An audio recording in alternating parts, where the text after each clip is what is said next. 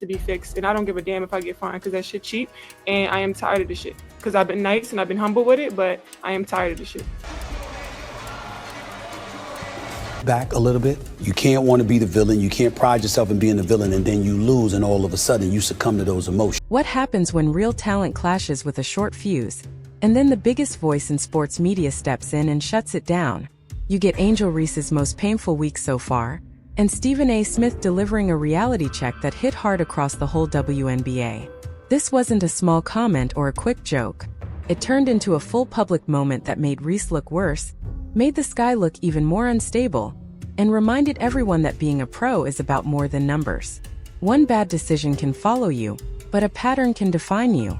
And this week, Reese gave the public more than enough to talk about. It's not about black and white. It's about that white player and that black player. Why? Because of the history that they had before they came to the WNBA. Get ready, because this story is packed with drama from start to finish. Frustration boiling over, a sideline blow-up, a social media post that backfired, and then Stephen A. Smith stepping in like a wrecking ball. First, let's set the stage. The Chicago Sky aren't just losing, they're sliding into a disaster. At 5-13, they're near the bottom of the league, and they're getting beat in ways that don't even look competitive most nights. Angel Reese can put up numbers, sure, and her fans will call them big stats, but the hard truth is the team keeps getting punched and not punching back. And when your team keeps losing, nobody cares about individual moments the same way. Winning changes everything. Losing makes everything look worse. Here's the part that really changed the tone. While Reese is chasing stats and personal milestones, the Sky are falling apart around her. 7 losses in the last 10 games is not just a rough stretch. That's a team that's losing control. And instead of Reese becoming the steady voice, the one who calms the group down and pulls people together, she's been moving like someone ready to explode. The frustration has been visible, the body language has been loud, and the pressure has clearly been building. Then came the game in Washington, and the whole thing finally spilled over. Final minute, Sky versus Mystics, tied 77-77. This is the time when leaders show up, when composure matters, when you win with smart decisions. Shakira Austin goes to the line, misses both free throws, and it's a massive opening for Chicago. But then Austin grabs her own rebound and scores anyway, putting Washington up 79-77. The building erupts, and you could feel the moment getting heavy for Chicago. Reese gets fouled on the other end and hits both free throws to tie it again. For a moment, it looks like maybe she's about to take control and help her team close strong. Then the next piece happens and it flips everything. With about 30 seconds left, Chicago gets hit with another foul call. The team challenges, players start moving toward the bench, and the staff steps in to organize the next possession. That's when in Crosby, Chicago's vice president of basketball operations, walks up with a clipboard. In normal pro basketball, that's routine. A staff member brings the plan, the players listen, you lock in, and you try to steal the game. But Reese didn't handle it like a pro. She knocked the clipboard out of Crosby's hands in a moment that looked childish, disrespectful, and completely unnecessary. And the worst part is it wasn't even about wanting to win. It looked like pure emotion taking over.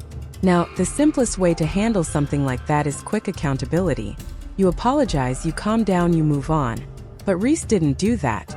She went online and tried to explain it away with a tweet full of cursing, emojis, and a tone that didn't match how serious the moment was. Instead of sounding like someone who owned the mistake, it came off like someone who wanted to laugh it off while the league was watching. It didn't feel like a real apology. It felt like damage control mixed with excuses. And what made this worse is that this wasn't an isolated moment. It fit into a bigger pattern. Less than 2 days earlier, Reese had already been in the spotlight for going at the refs in a post-game setting in a way that sounded more like a meltdown than a professional response. So by the time the clipboard moment happened, people weren't just reacting to one bad night. They were reacting to the picture that keeps forming. Talent, anger, attention, and a lack of control when things don't go her way. Then Stephen A. Smith got involved, and once he did, it stopped being just a WNBA clip circulating online. It became a national sports conversation. And Stephen A. didn't come in softly. He didn't try to protect feelings. He didn't frame it as learning and growth. He called it out as immature behavior, And he used Reese as an example of something bigger that he believes is hurting the league: jealousy, unprofessional energy, and too many players focusing on drama instead of results. His message was basically, stay focused, stay professional, and stop acting like the sideline is your personal stage. He didn't just criticize the clipboard slap. He criticized the mindset behind it, the kind of mindset that thinks emotions and excuses are the same as accountability. And he was clear that if Reese wants to be seen as a serious pro, she has to act like one, especially when the cameras are on. But Stephen A. didn't stop there. He turned the conversation to the player he believes is actually changing the league, Caitlin Clark. And he used Clark as the direct contrast. His point was that while some players are spending their energy on tantrums, feuds, and attention battles, Clark is bringing fans, headlines, money, and growth. He framed it like this: Clark isn't just a great player, she's the engine pulling the league forward. He brought up viewership numbers to show the impact. He argued that when Clark plays, interest spikes, and when she doesn't, the league feels it immediately.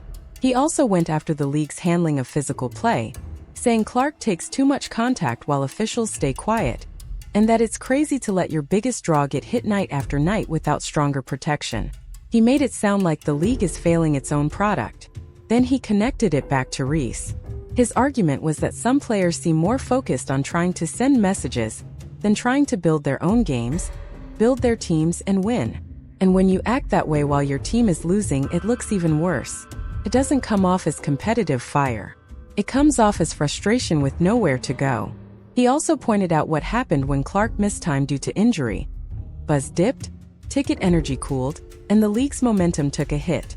In his view, that should have been a wake-up call for everyone. If the league depends that much on one player's presence to keep the casual audience locked in, then fighting that reality instead of working with it is self-sabotage. The harshest part of his message to Reese and her supporters was simple: this isn't about one heat-of-the-moment mistake. It's about character and professionalism. When you're in the WNBA, you're not just representing yourself.